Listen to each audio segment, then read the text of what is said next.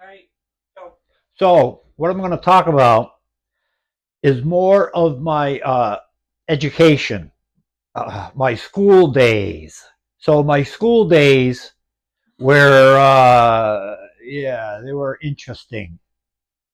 Yeah, you couldn't say I was a real good student, I guess. So I was, I was the type of student that they would learn my name first, no matter what grade I was in. Remember the teacher's lounge? Well, that's where they started talking about Bobby Baird. So that instead of holding me back, which they used to do, they would push you forward to get you out of their class. And like I said, they would learn my name first. I would want to sit in the back. They would want to sit me in the front. So it was that way all through school. So I got into high school, same thing, same type of, and I guess you could relate it back to my father. You know, he was a real mean, hard, knocking Scotsman, crazy. He could punch, he could slap, he could terrorize me. And I guess I took it out on my teachers. You know what I mean? Pecking order. But that comes back to a good story. So I was in math class having a math exam, which I didn't study for. Believe that? So much so that I'm looking at that test and I'm like, oh, nah. If I don't feel like doing something, I ain't doing it. I just slid it back to him. I didn't even put my name on it. Acted like a jerk. So that math teacher sent that test home to my father.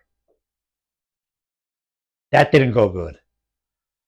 So he had a voice that could chill the blood in a young man like me. He would say it like this. I'd be upstairs hiding, and all of a sudden I could hear, Robert! Just like that. It still makes me jump. Huh? Robert! Get down here! And he would get real close. He had shoulders like an ox. Not real tall, but he boxed in the Navy. So that man could punch. That was the first time he knocked me out. I remember him saying to me, you never even signed the test with your name. You never put your name. And that's the last thing I know. Next thing I know, I'm waking up by the door as an exit, stage left. And out the door I went. And I walked down to the Hibernian Hall where we played basketball.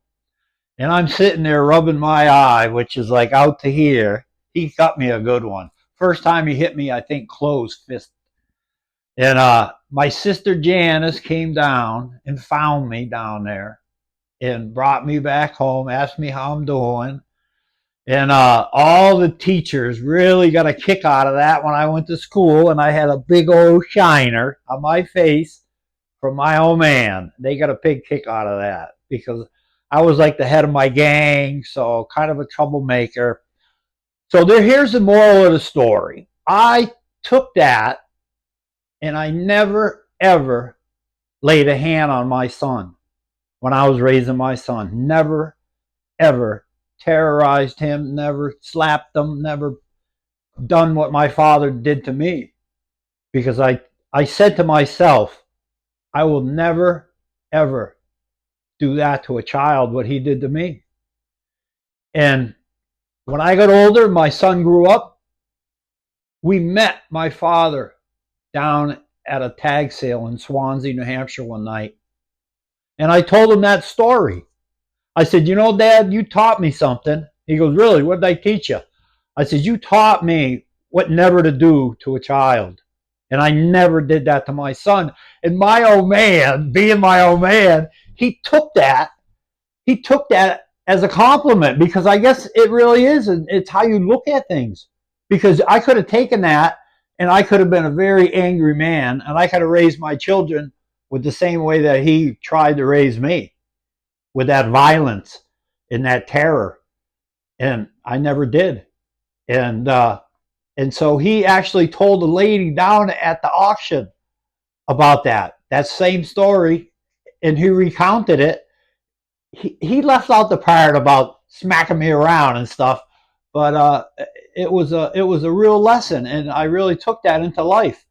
You know what I mean? And that I looked at things in two different ways, and I wasn't the one with the problem. It wasn't me. I got in trouble because of what he did to me, and that's the truth.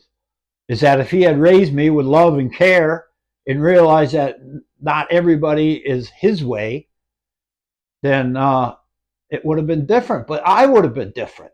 And instead, I took that terrible childhood and I think I raised up my kids. I know they love me and they don't fear me, and I'm proud of that. I really am. That's probably one of the proudest things of the love I have for my children and the love they have for me.